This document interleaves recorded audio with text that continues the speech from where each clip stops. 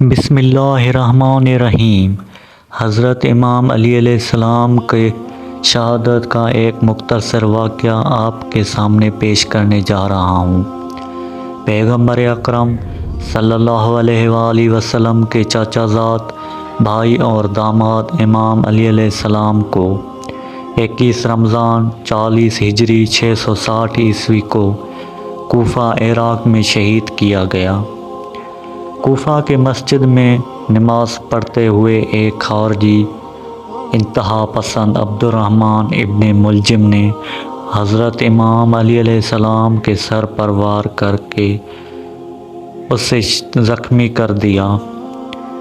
امام علی علیہ السلام نے 2 دن بعد 23 رمضان 40 ہجری 660 عیسوی کو وفات پا گئیں، اور ان کے آخری الفاظ یہ تھے کہ رب کعبہ کی قسم میں فتح یاب ہوں۔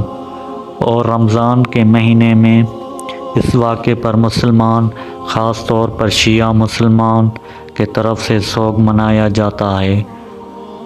آپ کو یہ ویڈیو اچھی لگی ہو تو ویڈیو کو لائک کریں اور ہمارے چینل کو سبسکرائب کریں۔